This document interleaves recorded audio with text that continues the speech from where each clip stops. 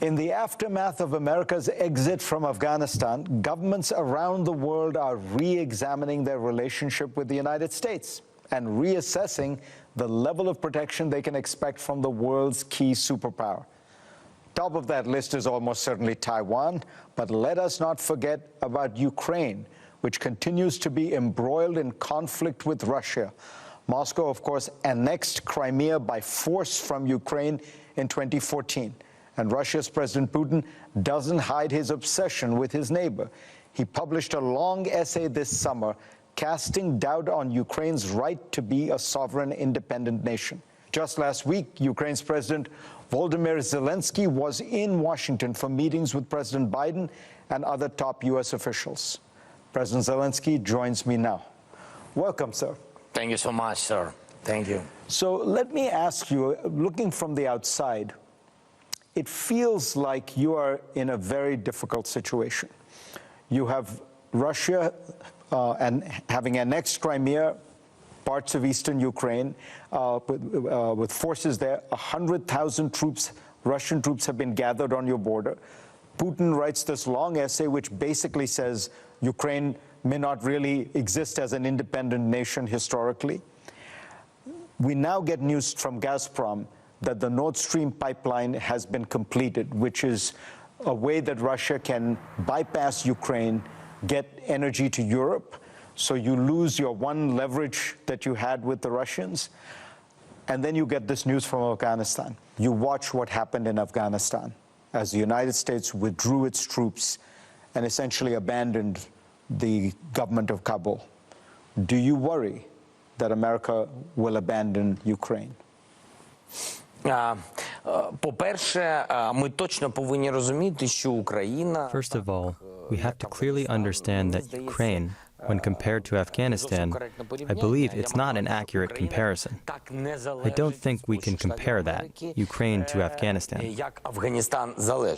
I mean that Ukraine is not so dependent on the United States like Afghanistan was. And I really believe that in 4 or 5 or 7 days, you can't take such a big country geographically as Ukraine, with such a quite big population, and simply occupy it like that. You're very diplomatic, but you're not answering the question. Let me put it to you a different way, which is the Secretary of Russia's Security Council, you know, Nikolai Patrushev, he said explicitly, Ukraine should look at what Washington did in Kabul. Just as they abandoned Kabul, they will abandon Kiev. In 2014, and may our partners from the US and EU forgive us, in 2014, at first, we ended up where we ended up. There was Russian escalation. Our territories were occupied. No one was hand in hand with us. There was no military equipment other than what we had available at that time. There were no other troops, just the citizens of Ukraine. And therefore, we had the wave of volunteers, volunteer battalions, people who came together as a citizen effort to protect their own country. There was no one else. So in 4 days, even in 8 years, Russia didn't manage to take over. Russia, it's not the Taliban army. This is one of the most powerful armies in the world. That's why I think we stood for our statehood. And this is why I think we are as independent as possible from any economy. As I said to President Biden, and partially this is about concerning the possible exit from Ukraine. What does it mean to leave Ukraine? I mean, it's the other way around. The U.S. should enhance their presence in Ukraine. I'm very glad that we had a very powerful meeting on a high level in the U.S., and we have been looking forward very much to this, and the fact that we're in the priority list of the countries that President Biden met with. It means that we are a priority for the U.S., and we are thankful for that. That's a big signal.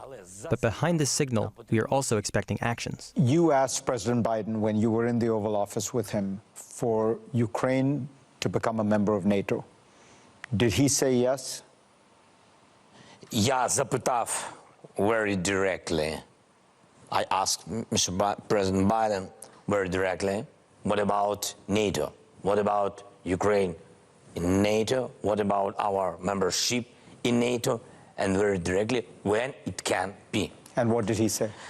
And he said that I think you have, as far as I remember, I mean, not all the words will be correct, yes, but the main meaning of his speech, it was speech, it's not one phrase, because we spoke about it, I think, during 20, 30 minutes, just about alliance, about the membership in NATO.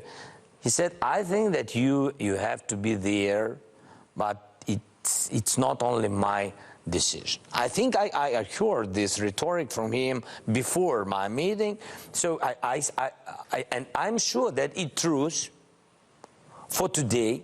It's true. I think it's not good position for power for USA. It's my mind. I'm sorry, just my mind. But it's true that it includes suggestions and mindings of some leaders of big European countries. But I know, and I said to him, I know, yes, you're right, Mr. President, but I think from your decision, this way to NATO will be shorter, will be more transparency, will be more clear for us, for Ukraine. I know it. So you think that USA always give message and signal, I think, to Europe.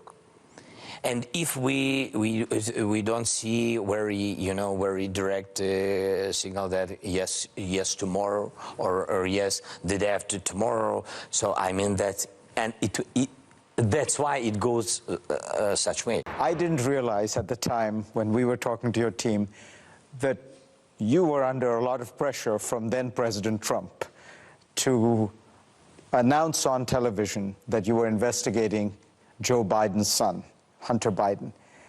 Did you ever think you would have to, did you ever feel the pressure from Trump was so great that you would have to come on a show like this and announce an investigation?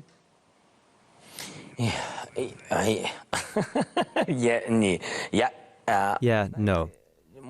Maybe that was because I wasn't in politics before, and I was looking at life, and I still look at it just the way I do. I have to work a lot, a whole lot. I have to pay taxes, and I want to go down in history and gain success. That was my credo before I became president, and I was always happy when there was a victory and the Ukrainian flag would come up, but also when America would win TV awards and outplay us, or in sports, when they would outperform.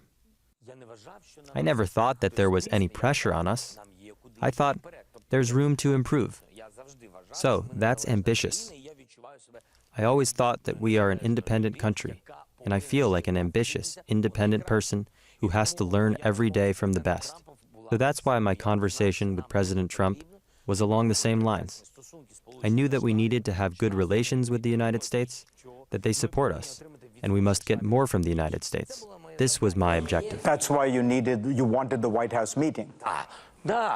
Yes. This is exactly why we wanted the meeting. It wasn't just about having a picture hanging over the fireplace. I mean, I'm very at ease with this. I'm very easygoing with these things. He is the President of the United States. This is not Robert De Niro. To me, Robert De Niro was my idol, you know. With him, I would talk casually, regardless of whether there would be assistance or not, before I became president. And here, this is serious stuff. This is at the level of the person on which the stability of our country depends, and the assistance to my country.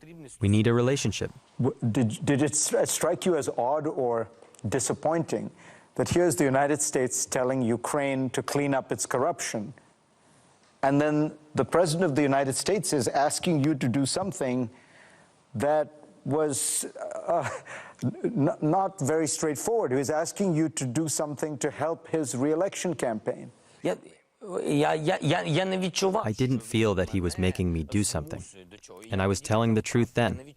I didn't feel such pressure. As I said, quite ambitiously, I'm the president of my country, No one can pressure us. So this wasn't just my diplomacy and public position. I didn't feel it.